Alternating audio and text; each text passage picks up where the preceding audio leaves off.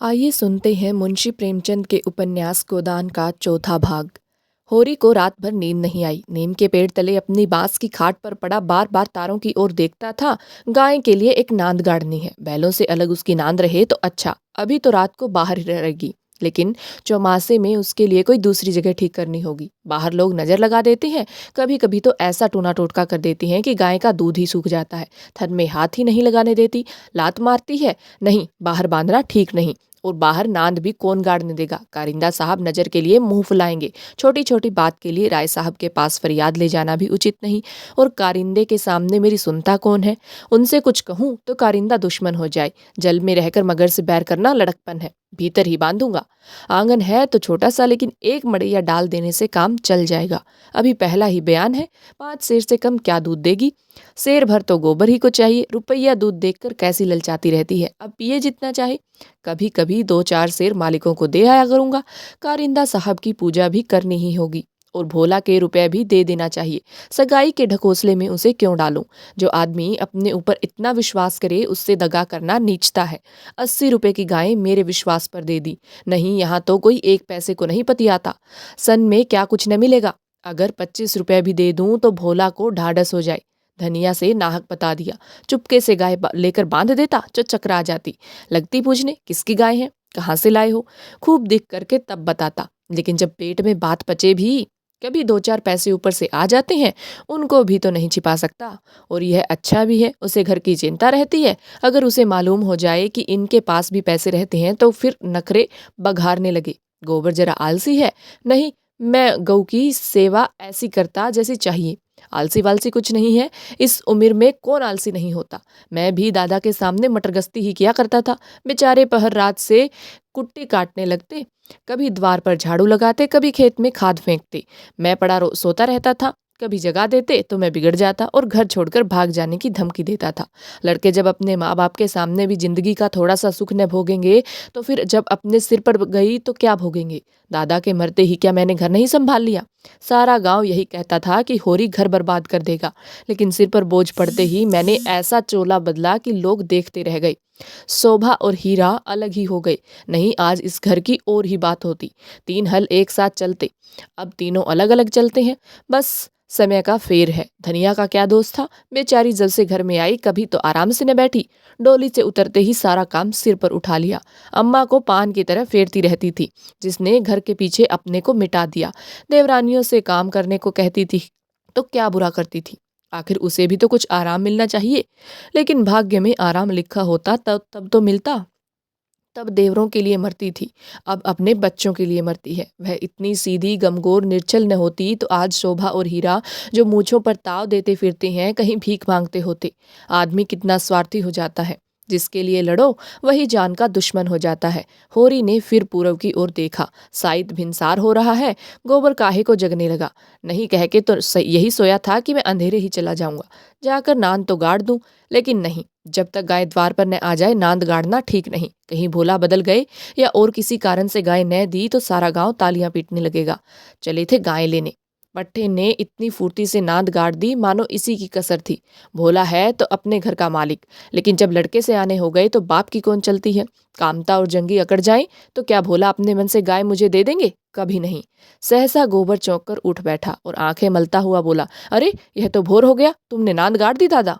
होरी गोबर के सुगठित शरीर और चौड़ी छाती की ओर गर्व से देखकर और मन में यह सोचते हुए कि कहीं इसे गोरस मिलता तो कैसा पट्टा हो जाता, बोला, नहीं अभी नहीं गाड़ी, सोचा कहीं न मिले तो नाहक भद्द हो। गोबर ने त्योरी चढ़ाकर कहा, मिलेगी क्यों नहीं। उनके मन में कोई चोर बैठ जाए। चोर बैठे या डाकू, गाय तो उन्हें देनी ही पड़ेगी। गोबर ने और कुछ न कहा, लाठी कंधे पर रखी और चल दिया। होरी उसे जाते देखता हुआ अपना कलेजा ठंडा करता रहा। अब लड़के की सगाई में देर न करनी चाहिए। 17वां लग गया, मगर करें कैसे। कहीं से पैसे के भी दर्शन हो। जब से 3 भाइयों में अलगोजा हुआ घर की साख जाती रही। मैं तो लड़का देखने आते हैं, पर घर की दशा देखकर मुंह फीका करके चले जाते हैं। 2-1 राजी भी हुए तो रुपए मांगते हैं। 200-300 लड़की का दाम चुकाए और इतना ही ऊपर से खर्च करे, तब जाकर ब्याह हो। कहाँ से आए इतने रुपए। रास खलिहान में तुल जाती है, खाने भर को भी नहीं बचता, ब्याह कहाँ से हो। और अब तो सोना बिहाने योग्य हो गई। लड़के का ब्याह न हुआ न सही, लड़की का ब्याह न हुआ तो सारी बिरादरी में हंसी होगी। पहले तो उसी की सगाई करनी है, पीछे देखी जाएगी। एक आदमी ने आकर राम राम किया और पूछा, तुम्हारी कोठी में कुछ बांस होते होंगे मैं तो। होरी ने देखा, दमड़ी बंसार सामने खड़ा है।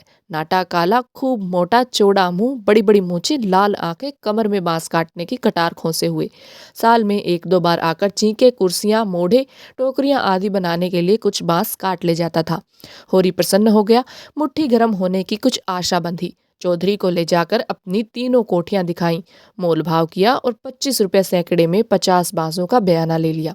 फिर दोनों लौटे। होरी ने उसे चिलम पिलाई, जलपान कराया और तब रहस्यमय भाव से बोला, मेरे बांस कभी 30 रुपए से कम में नहीं जाते, लेकिन तुम घर के आदमी हो, तुमसे क्या मोल भाव करता। तुम्हारा वह लड़का जिसकी सगाई हुई थी अभी परदेश से लौटा कि नहीं। चौधरी ने चिलम का दम लगाकर खांसते हुए कहा, उस लौंडे के पीछे तो मर मिटो वह तो। जवान बहू घर में बैठी है और वह बिरादरी की एक दूसरी औरत के साथ परदेश में मौज करने चल दिया। बहू भी दूसरे के साथ निकल गई। बड़ी नाकिस जात है मैं तो, किसी की नहीं होती। कितना समझाया कि तू जो चाहे खा, जो चाहे पहन, मेरी नाक न कटवा, मुदा कौन सुनता है। औरत को भगवान सब कुछ दे, रूप न दे, नहीं वह काबू में नहीं रहती। कोठियां तो बट गई होंगी। होरी ने आकाश की ओर देखा और मानो उसकी महानता में उड़ता हुआ बोला, सब कुछ बट गया चौधरी। जिनको लड़कों की तरह पाला पोसा वह अब बराबर के हिस्सेदार हैं, लेकिन भाई का हिस्सा खाने की अपनी नीयत नहीं है। इधर तुमसे रुपए मिलेंगे, उधर दोनों भाइयों को बांट दूंगा। 4 दिन की जिंदगी में क्यों किसी से छल कपट करूं। नहीं कह दूं कि 20 रुपए सैकड़े में बेचे हैं तो उन्हें क्या पता लगेगा। तुम उनसे कहने थोड़े ही जाओगे। तुम्हें तो मैंने बराबर अपना भाई समझा है। व्यवहार में हम भाई के अर्थ का कितना ही दुरुपयोग करें, लेकिन उसकी भावना में जो पवित्रता है वह हमारी कालिमा से कभी मलिन नहीं होती। होरी ने अप्रत्यक्ष रूप से यह प्रस्ताव करके चौधरी के मुंह की ओर देखा कि वह स्वीकार करता है या नहीं। उसके मुख पर कुछ ऐसा मिथ्या विनित भाव प्रकट हुआ जो भिक्षा मांगते समय मोटे भिक्षुकों पर आ जाता है। चौधरी ने होरी का आसन पाकर चाबुक जमाया। हमारा तुम्हारा पुराना भाईचारा है, वह तो ऐसी बात है भला, लेकिन बात यह है कि ईमान आदमी बेचता है तो किसी लालच से। 20 रुपए नहीं, मैं 15 रुपए कहूंगा, लेकिन जो 20 रुपए के दाम लो। होरी ने खिसियाकर कहा, तुम तो चौधरी अंधेरे करते हो। 20 रुपए में कहीं ऐसे बांस जाते हैं? ऐसे क्या, इससे अच्छे बांस जाते हैं 10 रुपए पर। हाँ, 10 कोस और पश्चिम चले जाओ। मोल बांस का नहीं है, शहर के नगीच होने का है। आदमी सोचता है जितनी देर वहां जाने में लगेगी उतनी देर में तो 2-4 रुपए का काम हो जाएगा। सौदा पट गया। चौधरी ने मिर्जई उतारकर छान पर रख दी और बांस काटने लगा। ऊख की सिंचाई हो रही थी। हीरा बहू कलेवा लेकर कुएं पर जा रही थी। चौधरी को बांस काटते देखकर घूंघट के अंदर से बोली, कौन बांस काटता है? यहाँ बांस न कटेंगे। चौधरी ने हाथ रोक कर कहा, बांस मोल लिए हैं, 15 रुपए सैकड़े का बयाना हुआ है, सेंत में नहीं काट रहे हैं। हीरा बहू अपने घर की मालकिन थी। उसी के विद्रोह से भाइयों में अलगोजा हुआ था। धनिया को परास्त करके शेर हो गई थी। हीरा कभी कभी उसे पीटता था। अभी हाल में इतना मारा था कि वह कई दिन तक खाट से न उठ सकी, लेकिन अपनी पदाधिकार वह किसी तरह न छोड़ती थी। हीरा क्रोध में उसे मारता था, लेकिन चलता था उसी के इशारों पर, उस घोड़े की भांति जो कभी कभी स्वामी को लात मारकर भी उसी के आसन के नीचे चलता है। कलेवे की टोकरी सिर से उतार कर बोली, 15 रुपए में हमारे पास न जाएंगे। चौधरी औरत जात से इस विषय में बातचीत करना नीति विरुद्ध समझते थे। बोले, जाकर अपने आदमी को भेज दे, जो कुछ कहना हो आकर कहें। हीरा बहू का नाम था पुन्नी। बच्चे 2 ही हुए थे, लेकिन ढल गई थी। बनाव सिंगार से समय के आघात का शमन करना चाहती थी, लेकिन गृहस्थी में भोजन ही का ठिकाना न था। सिंगार के लिए पैसे कहाँ से आते? इस अभाव और विवशता ने उनकी प्रकृति का जल सुखाकर कठोर और शुष्क बना दिया था, जिस पर एक बार फावड़ा भी उचट जाता था। समीप आकर चौधरी का हाथ पकड़ने की चेष्टा करती हुई बोली, आदमी को क्यों भेज दूं? जो कुछ कहना हो मुझसे न कहो। मैंने कह दिया, मेरे बांस न कटेंगे। चौधरी हाथ छुड़ाता था और पुन्नी बार बार पकड़ लेती थी। 1 मिनट तक यही हाथापाई होती रही। अंत में चौधरी ने उसे जोर से पीछे ढकेल दिया। पुन्नी धक्का खाकर गिर पड़ी, मगर फिर संभली और पांव से तल्ली निकालकर चौधरी के सिर मुंह पीठ पर अंधाधुंध जमाने लगी। बंसोर होकर उसे ढकेल दे, उसका यह अपमान। मारती जाती थी और रोती भी जाती थी। चौधरी उसे धक्का देकर नारी जाति पर बल का प्रयोग करके गच्चा खा चुका था। खड़े खड़े मार खाने के सिवा इस संकट से बचने की उसके पास और कोई दवा न थी। पुन्नी का रोना सुनकर होरी भी दौड़ा हुआ आया। पुन्नी ने उसे देखकर और जोर से चिल्लाना शुरू किया। होरी ने समझा चौधरी ने पुनिया को मारा है। खून ने जोश मारा और अलगोजे की ऊंची बांध को तोड़ता हुआ सब कुछ अपने अंदर समेटने के लिए बाहर निकल पड़ा। चौधरी को जोर से एक लात जमाकर बोला, अब अपना भला चाहते हो चौधरी तो यहाँ से चले जाओ, नहीं तुम्हारी लहास उठेगी। तुमने अपने को समझा क्या है? तुम्हारी इतनी मजाल कि मेरी बहू पर हाथ उठाओ। चौधरी कस्में खा खाकर अपनी सफाई देने लगा। तल्लियों की चोट में उसकी अपराधी आत्मा मौन थी। यह लात उसे निरपराध मिली और उसके फूले हुए गाल आंसुओं से भीग गए। उसने तो बहू को छुआ भी नहीं। क्या वह इतना गंवार है कि महतो के घर की औरतों पर हाथ उठाएगा? होरी ने अविश्वास करके कहा, आंखों में धूल मत झोंको चौधरी, तुमने कुछ कहा नहीं तो बहुत झूठ मूठ होती है। रुपए की गर्मी है तो वह निकाल दी जाएगी, अलग है तो क्या हुआ, तो एक खून है। कोई तिरछी आंख से देखे तो आंख निकाल ले। पुन्नी चंडी बनी हुई थी, गला फाड़ कर बोली, तूने मुझे धक्का देकर गिरा नहीं दिया, खा जा अपने बेटे की कसम। हीरा को भी खबर मिली कि चौधरी और पुनिया में लड़ाई हो रही है। चौधरी ने पुनिया को धक्का दिया, पुनिया ने उसे तल्लियों से पीटा।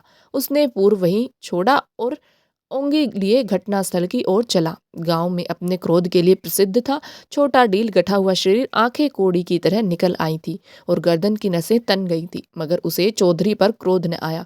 क्रोध था पुनिया पर। वह क्यों चौधरी से लड़ी? क्यों उसकी इज्जत मिट्टी में मिला दी? बंसोर से लड़ने के झगड़ने का उसे क्या प्रयोजन था? उसे जाकर हीरा से सारा समाचार कह देना चाहिए था। हीरा जैसा उचित समझता करता। वह उससे लड़ने क्यों गई? उसका बस होता तो वह पुनिया को पदेर में रखता। पुनिया किसी बड़े से मुंह खोलकर बातें करे, उसे यह ऐसे था। वह खुद जितना उदंड था, पुनिया को उतना ही शांत रखना चाहता था। जब भैया ने 15 रुपए में सौदा कर लिया तो यह बीच में कूदने वाली कौन? आते ही उसने पुन्ने का हाथ पकड़ लिया और घसीटता हुआ अलग ले जाकर लगा लाते जमाने। हराम जादी, तू हमारी नाक काटने पर लगी हुई है। तू छोटे छोटे आदमियों से लड़ती फिरती है, किसकी पगड़ी नीची होती है बता? एक लात और जमा कर। हम तो वहां कलेव की बाट देख रहे हैं, तू यहाँ लड़ाई ठाने बैठी है। इतनी बेशर्मी, आंख का पानी ऐसा गिर गया खोद कर गाड़ दूंगा। पुन्नी हाय हाय करती जाती थी और कोसती जाती थी। तेरी मिट्टी उठे, तुझे हैजा हो जाए, तुझे मेरी मरी आए, देवी आए, मुझे लील जाए, तुझे इन्फ्लुएंजा हो जाए, भगवान करे तू कोड़ी हो जाए, हाथ पांव कट कट गिरे। और गालियां तो हीरा खड़ा खड़ा सुनता रहा, लेकिन यह पिछली गाली उसे लग गई। हैजा मरी आदि के में विशेष कष्ट न था। इधर बीमार पड़े उधर विदा हो गए, लेकिन कोड, यह घिनौनी मौत और उससे भी घिनौना जीवन। वह तिलमिला उठा, दांत पीसता हुआ फिर पुनिया पर झपटा और झोटे पकड़कर फिर उसका सिर जमीन पर रगड़ता हुआ बोला, हाथ पांव कटकर गिर जाएंगे तो मैं तुझे लेकर चाटूंगा। तू ही मेरे बाल बच्चों को पालेगी हैं? तू ही इतनी बड़ी गृहस्थी चलाएगी?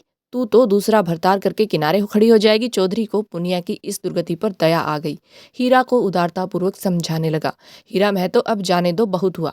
क्या हुआ? बहू ने मुझे मारा, मैं तो छोटा नहीं हो गया। धन्य भाग कि भगवान ने यह तो दिखाया। हीरा ने चौधरी को डांटा, तुम चुप रहो चौधरी, नहीं मेरे क्रोध में पड़ जाओगे तो बुरा होगा। औरत जात इसी तरह बकती है। आज को तुमसे लड़ गई, कल को दूसरों से लड़ जाएगी। तुम भले मानसो हंसकर टाल गई, दूसरा तो बर्दाश्त न करेगा। कहीं उसने भी हाथ छोड़ दिया तो कितनी आबरू रहेगी बताओ। इस ख्याल ने उसके क्रोध को फिर भड़काया।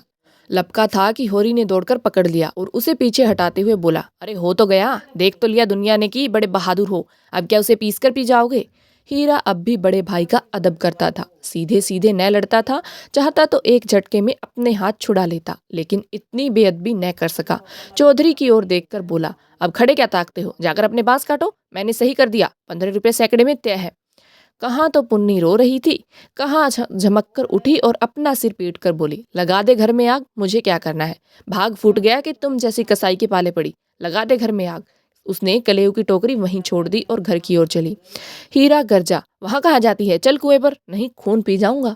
पुनिया के पांव रुक गई। इस नाटक का दूसरा अंक न खेलना चाहती थी।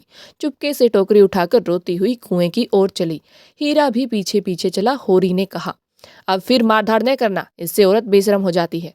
धनिया ने द्वार पर आकर हाँक लगाई, तुम वहां खड़े खड़े क्या तमाशा देख रहे हो? कोई तुम्हारी सुनता भी है कि यूं ही शिक्षा दे रहे हो? उस दिन इसी बहू ने तुम्हें घूंघट की आड़ में दाढ़ी जार कहा था, भूल गए? बहुरिया होकर प्राय मर्दों से लड़ेगी तो डांटी न जाएगी। होरी द्वार पर आकर नटखट फनके से साथ बोला, और जो मैं इसी तरह तुझे मारूं?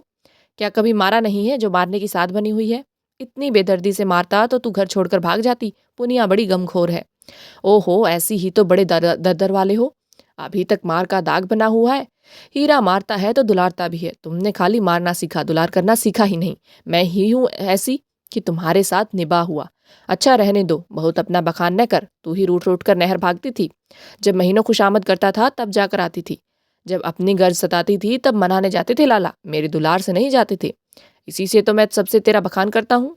वैवाहिक जीवन के प्रभात में लालसा अपनी गुलाबी मादकता के साथ उदय होती है और हृदय के सारे आकाश को अपने माधुर्य की सुनहरी किरणों से रंजित कर देती है। फिर मध्याह्न का प्रखर ताप आता है, क्षण क्षण पर बगुले उठते हैं और पृथ्वी कांपने लगती है। लालसा का सुनहरा आवरण हट जाता है और वास्तविकता अपने नग्न रूप में सामने आ खड़ी है। उसके बाद विश्राम में संध्या आती है, शीतल और शांत। जब हम थके हुए पथिकों की भांति दिन भर की यात्रा का वृतांत कहते और सुनते हैं, तटस्थ भाव से मानो हम किसी ऊंचे शिखर पर जा बैठे हैं, जहाँ नीचे का जनरूरव हम तक नहीं पहुँचता। धनिया ने आंखों में रस भरकर कहा, चलो चलो बड़े बखान करने वाले, जरा सा कोई काम किए बिगड़ जाए तो गर्दन पर सवार हो जाते हो। होरी ने मीठे उलाहने के साथ कहा, ले अब यही तेरी बेइंसाफी मुझे अच्छी नहीं लगती धनिया, भोला से पूछ मैंने उनसे तेरे बारे में क्या कहा था। धनिया ने बात बदल कर कहा, देखो गोबर गाय लेकर आता है कि खाली हाथ। चौधरी ने पसीने से लथपथ आकर कहा, मैं तो चलकर बांस गिन लो, कल ठेला लाकर उठा ले जाऊंगा। होरी ने बांस गिनने की जरूरत न समझी, चौधरी ऐसा आदमी नहीं है, फिर एक आध बांस बेसी ही काट लेगा तो क्या, रोज ही तो मंगनी बांस कटते रहते हैं। सहालगों में तो मंडप बनाने के लिए लोग दर्जनों बांस काट ले जाते हैं। चौधरी ने 7.5 रुपए निकालकर उसके हाथ में रख दिए। होरी ने गिनकर कहा, और निकालो, हिसाब से 2.5 और होते हैं। चौधरी ने बेमुरव्वती से कहा, 15 रुपए में तय हुए हैं कि नहीं? 15 रुपए में नहीं, 20 रुपए में। हीरा महतो ने तुम्हारे सामने 15 रुपए कहे थे, कहो तो बुला लाऊं। तय तो 20 रुपए में ही हुए थे चौधरी, अब तुम्हारी जीत है, जो चाहो कहो। 2.5 रुपए निकलते हैं तो तुम तो दे ही दो। मगर चौधरी कच्ची गोलियां न खेला था, अब उसे किसका डर। होरी के मुंह में तो ताला पड़ा हुआ था, क्या कहे, माथा ठोंक कर रह गया। बस इतना बोला, यह अच्छी बात नहीं है चौधरी, 2 रुपए दबाकर राजा न हो जाओगे। चौधरी तीक्ष्ण स्वर में बोला, और तुम क्या भाइयों के थोड़े से पैसे दबाकर राजा हो जाओगे? 2.5 रुपए पर अपना ईमान बिगाड़ रहे थे, उस पर मुझे उपदेश देते हो? अभी पर्दा खोल दूं तो सिर नीचा हो जाए। होरी पर जैसे सैकड़ों जूते पड़ गए। चौधरी तो रुपया सामने जमीन पर रखकर चला गया, पर वह नीम के नीचे बैठा बड़ी देर तक पछताता रहा। वह कितना लोभी और स्वार्थी, इसका उसे आज पता चला।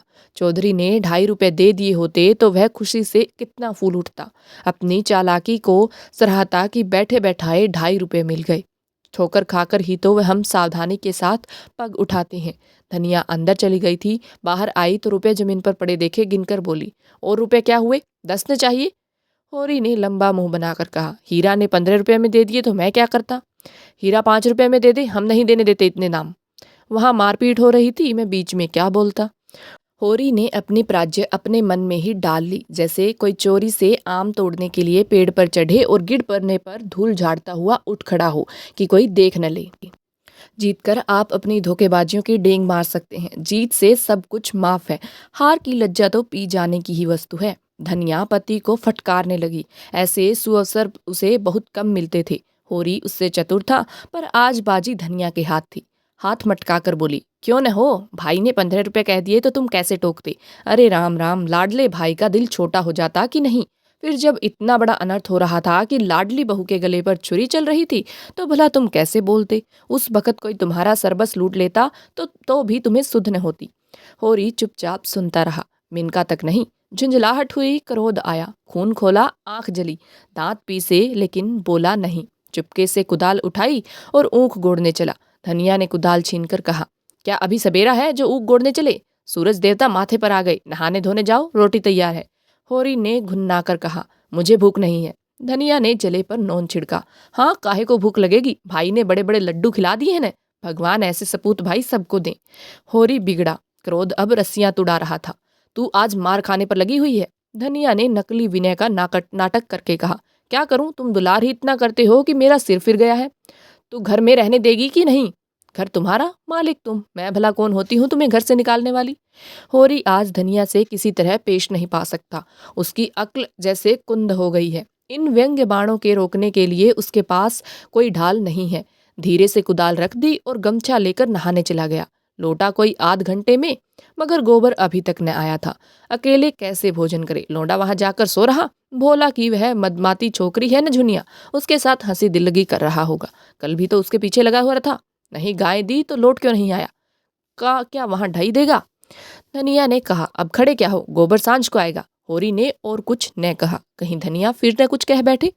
भोजन करके नीम की छां में लेट रहा। रूपा रोती हुई आई, नंगे बदन एक लंगोटी लगाए, झबरे बाल इधर उधर बिखरते हुए होरी की छाती पर लौट गई। उसकी बड़ी बहन सोना कहती है, गाय आएगी तो उसका गोबर मैं पाथूंगी। रूपा यह नहीं बर्दाश्त कर सकती। सोना ऐसी कहाँ कि बड़ी रानी है कि सारा गोबर आप पाथ डाले। रूपा उससे किस बात में कम है? सोना रोटी पाती है तो क्या रूपा बर्तन नहीं मांजती? सोना पानी लाती है तो क्या रूपा कुएं पर रस्सी नहीं ले जाती? सोना तो कलसा भरकर इठलाती चली जाती है, रस्सी समेटकर रूपा ही लाती है। गोबर दोनों साथ पाथती हैं। सोना खेत गोड़ने जाती है तो क्या रूपा बकरी चराने नहीं जाती? फिर सोना क्यों अकेली गोबर पाथेगी? यह अन्याय रूपा कैसे सही? होरी ने उसके भोलेपन पर मुग्ध होकर कहा, नहीं, गाय का गोबर तू पातना। सोना गाय के पास जाए तो भगा देना। रूपा ने पिता के गले में हाथ डालकर कहा, दूध भी मैं ही दूंगी। हाँ हाँ, तूने दुहेगी तो और कौन दुहेगा? वह मेरी गाय होगी। हाँ, 16 आने तेरी। रूपा प्रसन्न होकर अपनी विजय का शुभ समाचार प्राजिता सोना को सुनाने चली गई। गाय मेरी होगी, उसका दूध मैं दूंगी, उसका गोबर मैं पाथूंगी, तुझे कुछ न मिलेगा। सोना उम्र में किशोरी, देह के गठन में युवती और बुद्धि से बालिका थी। जैसे उसका यौवन उसे आगे खींचता था, बालपन पीछे। कुछ बातों में इतनी चतुर कि ग्रेजुएट युवतियों को पढ़ाए, कुछ बातों में इतनी अल्हड़ कि शिशुओं से भी पीछे। लंबा रूखा किंतु प्रसन्न मुख, थोड़ी नीचे की ओर खींची हुई, आंखों में एक प्रकार की तृप्ति, न केशों में तेल, न आंखों में काजल, न देह पर कोई आभूषण। जैसे गृहस्थी की भार ने यौवन का दबाकर बोना कर दिया है। सिर को एक झटका देकर बोली, जा तू गोबर पाथ। जब तू दूध दूकर रखेगी तो मैं पी जाऊंगी। मैं दूध की हांडी ताले में बंद करके रखूंगी। मैं ताला तोड़कर दूध निकाल लाऊंगी। यह कहती हुई वह बाग की तरफ चल दी। आम गदरा गए थे। हवा के झोंकों से एकाध जमीन पर गिर पड़े थे। लू के मारे चुचके पीले, लेकिन बाल वृंद उन्हें टपके समझकर बाग को घेरे रहता था। रूपा भी बहन के पीछे ही होली। जो काम सोना करे वह रूपा जरूर करेगी। सोना के विवाह की बातचीत हो रही थी। रूपा के विवाह की कोई चर्चा नहीं करता, इसलिए वह स्वयं अपने विवाह के लिए आग्रह करती है। उसका दूल्हा कैसा होगा, क्या क्या लाएगा, उसे कैसे रखेगा, उसे क्या खिलाएगा, क्या पहनाएगा, इसका वह बड़ा विशद वर्णन करती, जिसे सुनकर कदाचित कोई बालक उससे विवाह करने पर राजी न होता। सांझ हो रही थी। होरी ऐसा अलसाया कि ऊख गोड़ने न जा सका। बैलों को नांद में लगाया, सानी खरीदी और एक चिलम भरकर पीने लगा। इस फसल में सब कुछ खलिहान में तोल देने पर भी अभी उस पर कोई 300 कर्ज था, जिस पर कोई 100 रुपए सूद के बढ़ते जाते थे। मंगरू साह से आज 5 साल हुए बैल के लिए 60 रुपए लिए थे। उसमें 60 दे चुका था, पर वह 60 रुपए ज्यों के त्यों बने हुए थे। दाता दीन पंडित से 30 रुपए लेकर आलू बोए थे।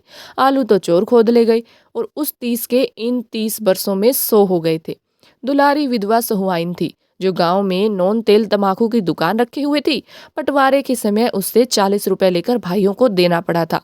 उसके भी लगभग 100 हो गए हैं, क्योंकि आने रुपए का ब्याज था। लगान के भी अभी 25 रुपए बाकी पड़े हुए थे और दशहरे के दिन शगुन के रुपयों का भी कोई प्रबंध करना था। 500 के रुपए बड़े अच्छे समय पर मिल गए। शगुन की समस्या हल हो जाएगी, लेकिन कौन जाने, यहाँ तो एक धेला भी हाथ में आ जाए तो गांव में शोर मच जाता है और लेनदार चारों तरफ से नोचने लगते हैं। ये 5 रुपए तो वह शगुन में देगा, चाहे कुछ हो जाए। मगर अभी जिंदगी के 2 बड़े बड़े काम सिर पर सवार थे, गोबर और सोना का विवाह। बहुत हाथ बांधने पर भी 300 से कम खर्च न होंगे।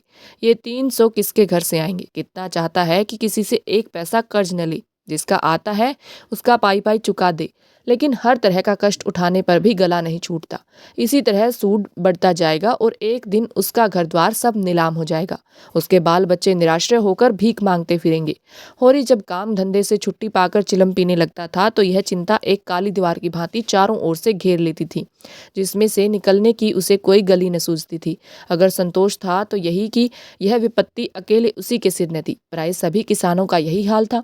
अधिकांश की दशा तो इससे भी बदतर थी। शोभा और हीरा को उससे अलग हुए अभी कुल 3 साल हुए थे, मगर दोनों पर 400 का बोझ लद गया। झिंगूर 2 हल की खेती करता है, उस पर 1000 से कुछ बेसी ही देना है। जियावन महतो के घर भिखारी भीख भी नहीं पाता, लेकिन कर्जे का कोई ठिकाना नहीं। यहाँ कौन बचा है? सहसा सोना और रूपा दोनों दौड़ी हुई आई और एक साथ बोली, भैया गाय ला रहे हैं। आगे आए गाय, पीछे पीछे भैया। रूपा ने पहले गोबर को आते देखा था। यह खबर सुनाने की सुर्खरुई उसे मिलनी चाहिए थी। सोना बराबर की हिस्सेदार हुई जाती है, यह उससे कैसे सहा जाता। उसने आगे बढ़कर कहा, पहले मैंने देखा था। तभी दौड़ी बहन ने तो पीछे से देखा। सोना इस दावे को स्वीकार न कर सकी। बोली, तूने भैया को कहाँ पहचाना? तू तो कहती थी कोई गाय भागी आ रही है। मैंने ही कहा भैया है।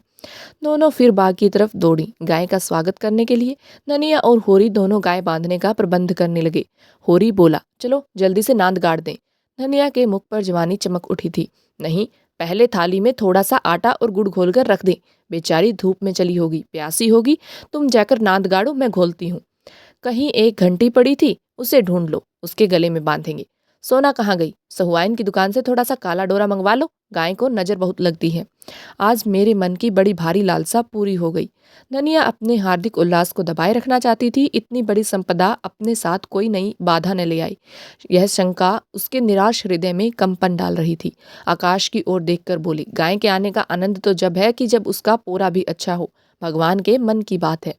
मानो वह भगवान को भी धोखा देना चाहती थी। भगवान को भी दिखाना चाहती थी कि इस गाय के आने से उसे इतना आनंद नहीं हुआ कि ईर्ष्यालु भगवान सुख का पलड़ा ऊंचा करने के लिए कोई नई विपत्ति भेज दें। वह अभी आटा घोल रही थी कि गोबर गाय को लिए बालकों के एक जुलूस के साथ द्वार पर पहुंचा। होरी दौड़कर गाय के गले से लिपट गया। धनिया ने आटा छोड़ दिया और जल्दी से एक पुरानी साड़ी का काला किनारा फाड़कर गाय के गले में बांध दिया। होरी श्रद्धा विह्वल नेत्रों से गाय को देख रहा था, मानो साक्षात देवी जी ने घर में पदार्पण किया हो। आज भगवान ने यह दिन दिखाया कि उसका घर गऊ के चरणों से पवित्र हो गया। यह सौभाग्य न जाने किसके पुण्य प्राप्त से। धनिया ने भ्यातुर होकर कहा, खड़े क्या हो, आंगन में नांद गाड़ दो। आंगन में जगह कहाँ है? बहुत जगह है, मैं तो बाहर ही गाड़ता हूँ। पागल न बनो, गांव का हाल जानकर भी अनजान बनते हो। अरे बीते भी भर में आंगन में गाय कहाँ बंधेगी भाई? जो बात नहीं जानते उसमें टांग मत अड़ाया करो। संसार भर की बदिया तुम ही नहीं पढ़े हो। होरी सचमुच आपे में न था। गऊ उसके लिए केवल भक्ति और श्रद्धा की वस्तु नहीं, सजीव संपत्ति भी थी। वह उससे अपने द्वार की शोभा और अपने घर का गौरव बढ़ाना चाहता था। वह चाहता था लोग गाय को द्वार पर बंधे देखकर पूछें, यह किसका घर है? लोग कहें, होरी महतो का। तभी लड़की वाले भी उसकी विभूति से प्रभावित होंगे। आंगन में बंधी तो कौन देखेगा? धनिया इसके विपरीत सशंक थी। वह गाय तो को 7 पर्दों के अंदर छिपा कर रखना चाहती थी। अगर गाय 8 पहर कोठरी में रह सकती तो शायद वह उसे बाहर न निकालने देती।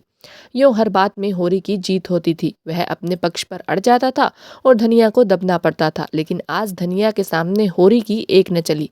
धनिया लड़ने पर तैयार हो गई।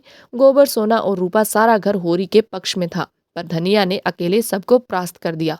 आज उसमें एक विचित्र आत्मविश्वास और होरी में एक विचित्र विनय का उदय हो गया था।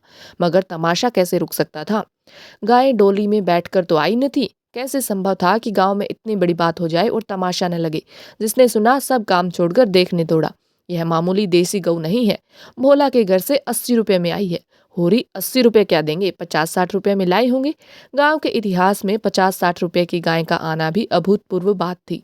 बैल तो 50 रुपए के भी आए, 100 के भी आए, लेकिन गाय के लिए इतनी बड़ी रकम किसान क्या खा के खर्च करेगा? यह तो गवालों का ही कलेजा है कि अंजुलियों रुपए गिन जाते हैं।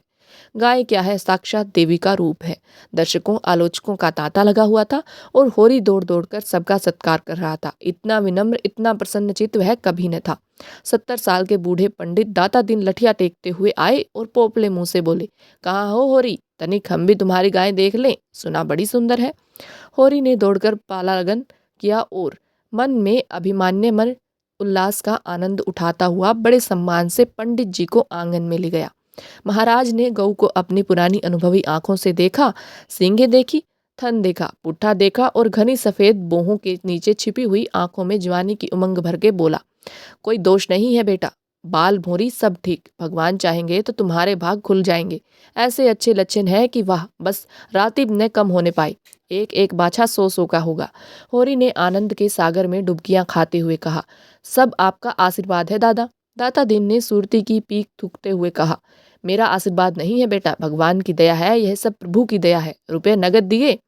होरी ने बेपर की छोड़ उड़ाई। अपने महाजन के सामने भी अपनी समृद्धि प्रदर्शन का ऐसा अवसर पाकर वह कैसे छोड़े। टके की नई टोपी सिर पर रखकर जब हम अकड़ने लगते हैं, जरा देर के लिए किसी सवारी पर बैठकर जब हम आकाश में उड़ने लगते हैं, तो इतनी बड़ी विभूति पाकर क्यों न उसका दिमाग आसमान पर चढ़े। बोला, भोला ऐसा भला मानस नहीं है महाराज, नगद गिनाए पूरे चौकस। अपने महाजन के सामने यह डींग मारकर होरी ने नादानी तो की थी, पर दाता दीन के मुख पर असंतोष का कोई चिन्ह न दिखाई दिया। इस कथन में कितना सत्य है, यह उनकी उन बुझी हुई आंखों से छिपा न रह सका, जिसमें ज्योति की जगह अनुभव छिपा बैठा था। प्रसन्न होकर बोले, कोई हरज नहीं बेटा, कोई हरज नहीं, भगवान सब कल्याण करेंगे। 5 सेर दूध है, इसमें बच्चे के लिए छोड़कर। धनिया ने तुरंत टोका, अरे नहीं महाराज, इतना दूध कहाँ, बुढ़िया तो हो गई है, फिर यहाँ रातीब कहाँ धरा है।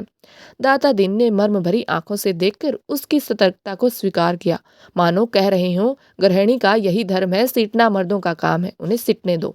फिर रहस्य भरे स्वर में बोले, बाहर न बांधना, इतना कह देते हैं। धनिया ने पति की ओर विजयी आंखों से देखा, मानो कह रही हो, लो अब तो मानोगे। दाता दीन से बोली, नहीं महाराज, बाहर क्या बांधेंगे, भगवान दे तो इसी आंगन में 3 गायें और बन सकती हैं। सारा गांव गाय देखने आया, नहीं आए तो शोभा और हीरा, जो अपने सगे भाई थे। होरी के हृदय में भाइयों के लिए अब भी कोमल स्थान था। वह दोनों आकर देख लेते और प्रसन्न हो जाते तो उसकी मनोकामना पूरी हो जाती। सांझ हो गई, दोनों पूर लेकर लौट आए। इसी द्वार से निकले पर पूछा कुछ नहीं। होरी ने डरते डरते धनिया से कहा, न शोभा आया न हीरा, सुना न होगा। धनिया बोली, तो यहाँ कौन उन्हें बुलाना जाता है। तू बात तो समझती नहीं, लड़ने के लिए तैयार रहती है। भगवान ने जब यह दिन दिखाया है तो हमें सिर झुकाकर चलना चाहिए। आदमी को अपने संगों के मुंह से अपनी भलाई बुराई सुनने की जितनी लालसा होती है, बाहर वालों के मुंह से नहीं। फिर अपने भाई लाख बुरे हों, है तो अपने भाई ही। अपने हिस्से बखेरे के लिए सभी लड़ते हैं, पर इससे खून थोड़े ही बढ़ जाता है। दोनों को बुलाकर दिखा देना चाहिए, नहीं कहेंगे गाय लाए, हमसे कहा तक नहीं। धनिया ने नाक सिकोड़ कर कहा, मैंने तुमसे 100 बार 1000 बार कह दिया, मेरे मुंह पर भाइयों का बखान न किया करो। उनका नाम सुनकर मेरी देह में आग लग जाती है। सारे गांव ने सुना, क्या उन्होंने न सुना होगा। कुछ इतनी दूर भी नहीं रहते, सारा गांव देखने आया, उन्हीं के पाँव में मेहंदी लगी हुई थी। मगर आए कैसे, जलन हो रही होगी कि इसके घर गाय आ गई, छाती फटी जाती होगी। दिया बत्ती का समय आ गया था। धनिया ने जाकर देखा तो बोतल में मिट्टी का तेल न था।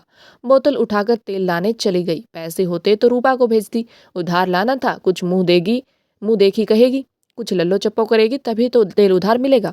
होरी ने रूपा को बुलाकर प्यार से गोद में बिठाया और कहा, जरा जाकर देख, हीरा काका आ गए कि नहीं। शोभा काका को भी देखती आना, कहना दादा ने तुम्हें बुलाया है, न आए हाथ पकड़कर खींच लाना। रूपा ठुनक कर बोली, छोटी काकी मुझे डांटती है। काकी के पास क्या करने जाएगी, फिर शोभा बहू तो तुझे प्यार करती है। शोभा काका मुझे चिढ़ाते हैं, कहते हैं मैं न कहूंगी। क्या कहते हैं बता। चिढ़ाते हैं, क्या कहकर चिढ़ाते हैं। कहते हैं तेरे लिए मुझ पकड़ रखा है, ले जा भून कर खा ले। होरी के अंतस्थल में गुदगुदी हुई, तू कहती नहीं, पहले तुम खा लो तो मैं खाऊंगी। अम्मा मने करती हैं, कहती हैं उन लोगों के घर न जाया करो। तू अम्मा की बेटी है कि दादा की। रूपा ने उसके गले में हाथ डालकर कहा, अम्मा की, और हंसने लगी। तो फिर मेरी गोद में उतर जा, आज मैं तुझे अपनी थाली में नहीं खिलाऊंगा। घर में एक ही फूल की थाली थी, होरी उसी थाली में खाता था। थाली में खाने का गौरव पाने के लिए रूपा होरी के साथ खाती थी। इस गौरव का परित्याग कैसे करे, हुमक कर बोली, अच्छा तुम्हारी, तो फिर मेरा कहना मानेगी कि अम्मा का। तुम्हारा, तो जाकर हीरा और शोभा को खींच ला, और जो अम्मा बिगड़े, अम्मा से कहने कौन आएगा। रूपा कूदती हुई हीरा के घर चली। द्वेष का मायाजाल बड़ी बड़ी मछलियों को ही फंसाता है। छोटी मछलियां या तो उसमें फंसती ही नहीं या तुरंत निकल जाती हैं। उनके लिए वह घातक जाल क्रीड़ा की वस्तु है, भय की नहीं। भाइयों से होरी की बोलचाल बंद थी, पर रूपा दोनों घरों में आती जाती थी। बच्चों से क्या बैर, लेकिन रूपा घर से निकली ही थी कि धनिया तेल लिए मिल गई। उसने पूछा, सांझ की बेला कहाँ जाती है, चल घर। रूपा माँ को प्रसन्न करने के लिए प्रलोभन को न रोक सकी। धनिया ने डांटा, चल घर, किसी को बुलाने नहीं जाना है। रूपा का हाथ पकड़े हुए वह घर आई और होरी से बोली, मैंने तुमसे 1000 बार कह दिया, मेरे लड़कों को किसी के घर न भेजा करो। किसी ने कुछ कर करा दिया तो मैं तुम्हें लेकर चाटूंगी। ऐसे ही बड़ा प्रेम है तो आप क्यों नहीं जाते, अभी पेट नहीं भरा, जान पड़ता है।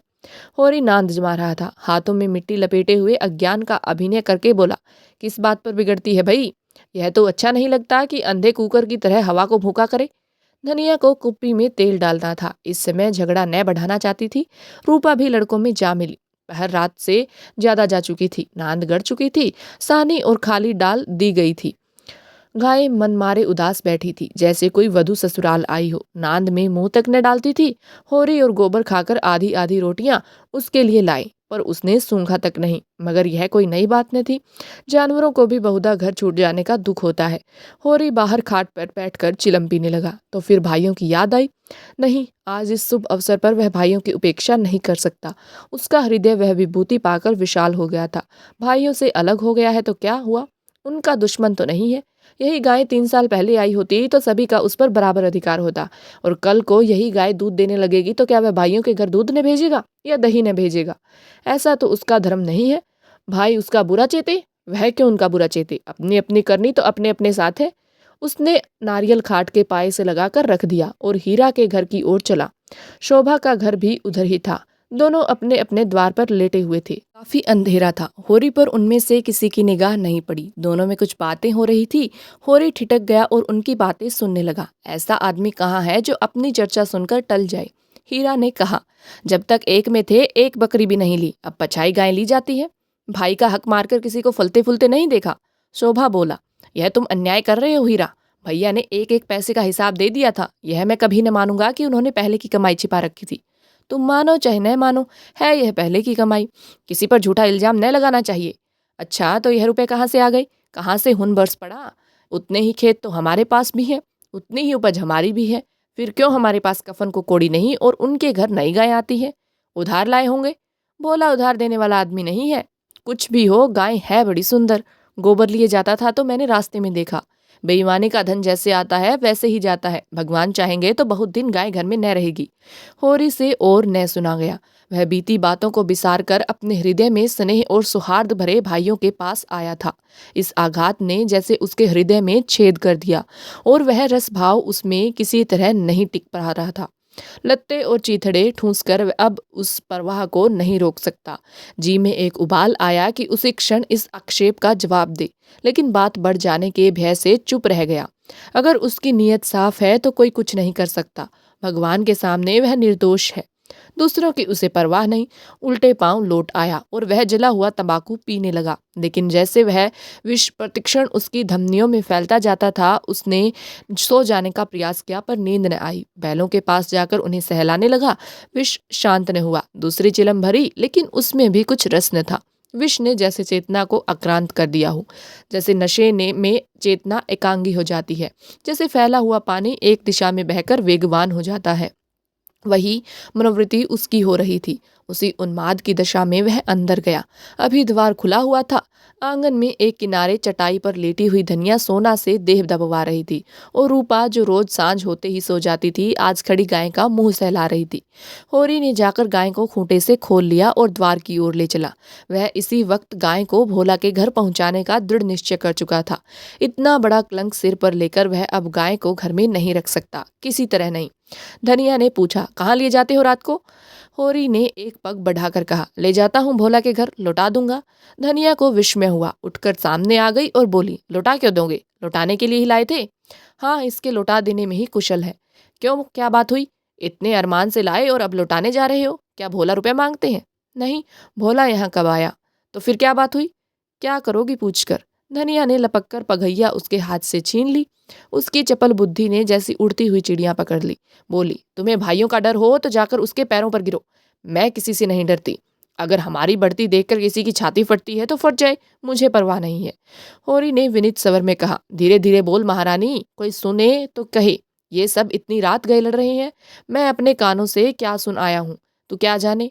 यहाँ चर्चा हो रही है कि मैंने अलग होते समय रुपए दबा लिए थे और भाइयों को धोखा दिया था। यही रुपए अब निकल रहे हैं। हीरा कहता होगा। सारा गांव कह रहा है, हीरा को क्यों बदनाम करूं? सारा गांव नहीं कह रहा, अकेला हीरा कह रहा है। मैं अभी जाकर पूछती हूँ न कि तुम्हारे बाप कितने रुपए छोड़कर मरे थे। दाढ़ी जारों के पीछे हम बर्बाद हो गए, सारी जिंदगी मिट्टी में मिला दी, पाल पोस कर संडा किया और अब हम बेईमान हैं। मैं कह देती हूँ, अगर गाय घर के बाहर निकली तो अनर्थ हो जाएगा। रख लिए हमने रुपए, दबा लिए, बीच खेत दबा लिए। डंके की चोट कहती हूँ, मैंने हंडे भर अशर्फियां छिपा ली। हीरा और शोभा और संसार को जो करना हो कर ले। क्यों न रुपए रख ले? दो दो संडों का ब्याह नहीं किया, गोना नहीं किया। होरी सिटपिटा गया। धनिया ने उसके हाथ से पगैया छीन ली और गाय को खूंटे से बांधकर द्वार की ओर चली। होरी ने उसे पकड़ना चाहा, पर वह बाहर जा चुकी थी। वहीं सिर थाम कर बैठ गया। बाहर उसे पकड़ने की चेष्टा करके वह कोई नाटक नहीं दिखाना चाहता था। धनिया के क्रोध को खूब जानता था। बिगड़ती है तो चंडी बन जाती है, मारो काटो सुनेगी नहीं। लेकिन हीरा भी तो एक ही गुस्सेवर है, कहीं हाथ चला दे तो परले ही हो जाए। नहीं, हीरा इतना मूर्ख नहीं है। मैंने कहाँ से कहाँ यह आग लगा दी। उसे अपने आप पर क्रोध आने लगा।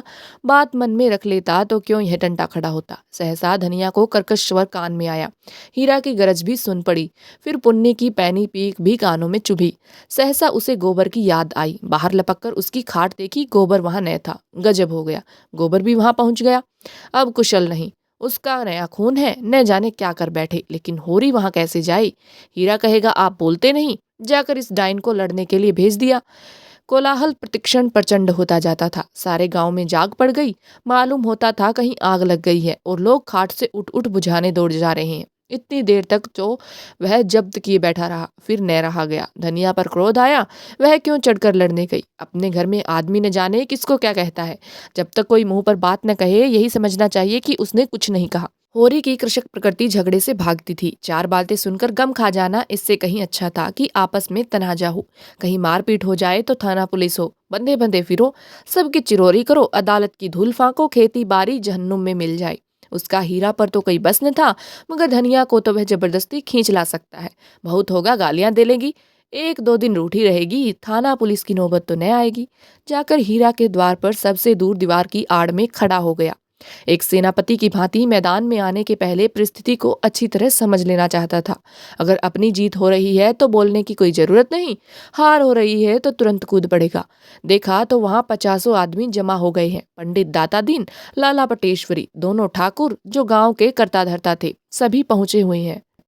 धनिया का पल्ला हल्का हो रहा था। उसकी उग्रता जनमत को उसके विरुद्ध किए देती थी। वह रणनीति में कुशल न थी। क्रोध में ऐसी जलीकटी सुना रही थी कि लोगों की सहानुभूति उससे दूर होती जाती थी। वह गरज रही थी, तू हमें देखकर क्यों जलता है, हमें देखकर क्यों तेरी छाती फटती है। पाल पोस कर जवान कर दिया, यह उसका इनाम है। हमने न पाला होता तो आज कहीं भीख मांगते होते, रूख की छां भी न मिलती। होरी को ये शब्द जरूरत से ज्यादा कठोर जान पड़े। भाइयों का पालना पोसना तो उसका धर्म था। उनके हिस्से की जायदाद तो उसके हाथ में थी। कैसे न पालता पोसता, दुनिया में कहीं मुंह दिखाने लायक रहता। हीरा ने जवाब दिया, हम किसी का कुछ नहीं जानते। तेरे घर में कुत्तों की तरह एक टुकड़ा खाते थे और दिन भर काम करते थे। जाना ही नहीं कि लड़कपन और जवानी कैसी होती है। दिन दिन भर सूखा गोबर भी ना करते थे, उस पर भी तू बिना 10 गाली दिए रोटी न देती थी। तेरी जैसी राक्षसनी से हाथ में पड़कर जिंदगी तलक हो गई। धनिया और भी तेज हुई। जबान संभाल, नहीं जीभ खींच लूंगी। राक्षसनी तेरी औरत होगी, तू है किस फेर में। मुंडी काटे टुकड़े खोर, नमक हराम। दाता दीन ने टोका, इतना कटु वचन क्यों कहती है धनिया। नारी का धर्म है कि गम खाए, वह तो उजड़ा है, क्यों उसके मुंह लगती है। लाला पटेश्वरी पटवारी ने उसका समर्थन किया। बात का जवाब बात है, गाली नहीं। तूने लड़कपन में उसे पाला पोसा, लेकिन यह क्यों भूल जाती है कि उसकी जायदाद तेरे हाथ में थी। धनिया ने समझा सबके सब मिलकर मुझे नीचा दिखाना चाहते हैं। चौमुख लड़ाई लड़ने के लिए तैयार हो गई। अच्छा रहने दो लाला, मैं सबको पहचानती हूँ। इस गांव में रहते 20 साल हो गए, एक एक की नस नस पहचानती हूँ। मैं गाली दे रही हूँ, वह फूल बरसा रहा है, क्यों। दुलारी सहुआइन ने आग पर घी डाला। बाकी बड़ी गालदराज औरत है भाई, मर्द के मुंह लगती है। होरी ही जैसा मर्द है कि इसका निबाह होता है। दूसरा मर्द होता तो एक दिन न पड़ती। अगर हीरा इस समय जरा नर्म हो जाता तो उसकी जीत हो जाती, लेकिन ये गालियां सुनकर आपे से बाहर हो गया। औरों को अपने पक्ष में देखकर वह कुछ शेर हो रहा था। गला फाड़ कर बोला, चली जा मेरे द्वार से, नहीं जूतों से बात करूंगा, झोटा पकड़कर उखाड़ लूंगा। गाली देती है डाइन, बेटे का घमंड हो गया है खून।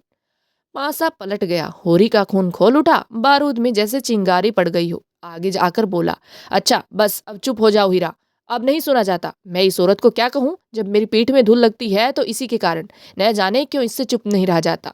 चारों ओर से हीरा पर बौछार पड़ने लगी। दाता दीन ने निर्लज्ज कहा, पटेश्वरी ने गुंडा बनाया, झिंगूरी सिंह ने शैतान की उपाधि दी, दुलारी सहुआइन ने कपूत कहा। एक उदंड शब्द ने धनिया का पल्ला हल्का कर दिया।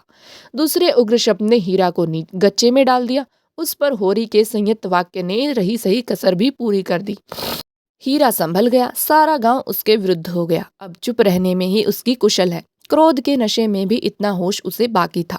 धनिया का कलेजा दूना हो गया। होरी से बोली, सुन लो कान खोल के, भाइयों के लिए मरते रहते हो, ये भाई हैं, ऐसे भाई का मुंह न देखे, यह मुझे जूतों से मारेगा, खिला पिला। होरी ने डांटा। फिर क्यों बकबक करने लगी तू? घर क्यों नहीं जाती? धनिया जमीन पर बैठ गई और आर्त स्वर में बोली, अब तो इसके जूते खा के जाऊंगी। जरा इसकी मर्दूमी देख लूं, कहाँ है गोबर? अब किस दिन काम आएगा? तू देख रहा है बेटा, तेरी माँ को जूते मारे जा रहे हैं। यूं विलाप करके उसने अपने क्रोध के साथ होरी के क्रोध को भी क्रियाशील बना डाला। आग को फूंक फूंक कर उसमें ज्वाला पैदा कर दी। हीरा पराजित सा पीछे हट गया। पुन्नी उसका हाथ पकड़कर घर की ओर खींच रही थी। सहसा धनिया ने सिंहनी की भांति झपट कर हीरा को इतने जोर से धक्का दिया कि वह धम से गिर पड़ा और बोली, कहाँ जाता है? जूते मार, मार जूते, देखो तेरी मर्दूमी। होरी ने दौड़कर उसका हाथ पकड़ लिया और घसीटता हुआ घर ले चला।